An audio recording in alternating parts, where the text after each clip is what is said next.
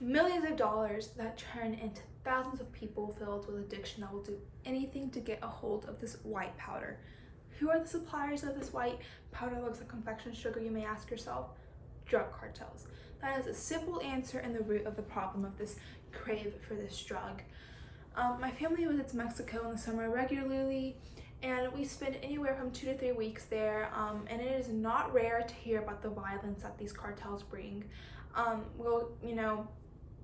We'll hear about people that get riddled into this violence without even having anything to do with these cartels, and just because they were at the wrong place at the wrong time, it's just like by chance. You will have nothing to do with these cartels, and just by being there at the wrong time, somewhere at the wrong time, you will get caught up into this violence and everything, and it's insane.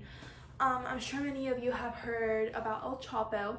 He is a leader of the Sinaloa cartel, and it was recently captured maybe a year to 2 years ago, somewhere around that region. And he leads the Sinaloa cartel, like I said, and he escaped through a tunnel underneath of a prison that was highly patrolled, which is insane, but then he was recaptured.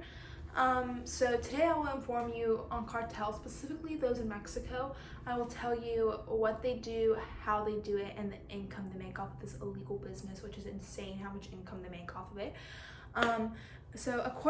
First I will tell you what they do. According to the Encyclopedia Britannica, this is a group of people, a drug cartel is an illicit conception of an independent organization formed to limit competition and control the production and distribution of illegal drugs. So in more simpler terms, it is a group of people who sell drugs on a wide scale, worldwide, make billions, trillions of dollars off of it. Britannica also acknowledges that these groups are extremely well organized, well financed, efficient, and ruthless.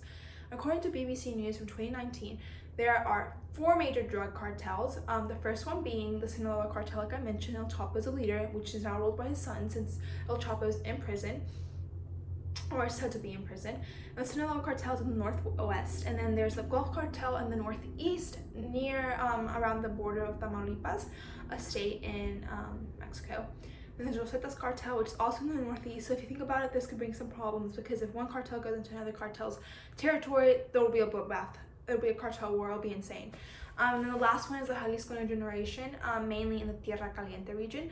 So if you look up on Google, you can literally see how these cartels split up their regions, and you'll see that there's not many cartels in the Mexico and Guatemala border, because there's many indigenous people that live there. So like indigenous people aren't gonna, I'm sure they use drugs, but there's no need for them to guard that territory if there's indigenous people there and natives. Okay, so you may ask yourself how they are able to transport these drugs if it is legal. And they're able to do this with highly skilled employees. So even though most of these cartel leaders do not have a good education, they hire others and pay them a pretty good penny to do the job. So an article on money laundering methods of drug cartels and the capture of El Chapo by White Paper states that they may be uneducated in a traditional sense, but these, as the agents pursuing them know all too well, they are wily, strategists, and extremely sophisticated business people. So the same website also states that these cartels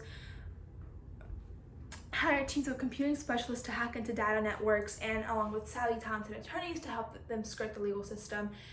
They have anywhere from engineers to build tunnels to technical specialists that monitor law enforcement.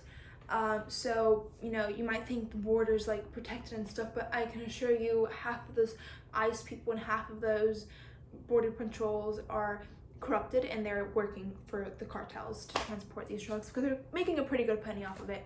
I mean, what would you prefer, $20 or $100 for doing your job? Just depends how good your integrity is. So the same website also states that these cartels are making millions of dollars, if not trillions, coming along with trafficking of these goods that Americans crave. The border is essential in the trafficking of these drugs. According to a Think Progress article by Luke Barnes, these drugs enter through the Mexico border, like I said, Mexico and US border. These cartels have faster and better vehicles than the US, because they're they have this income that's just focused on exporting and importing these cartels, and they'll do anything to do it as long as they're getting an income from it. So this article states that our southern border is a pipeline for the vast quantity of illegal drugs that are entering the U.S., like meth, heroin, cocaine, and fentanyl. A Washington Post by Salvador Rizzo claims that drug cartels are easily making $500 billion, $500 billion.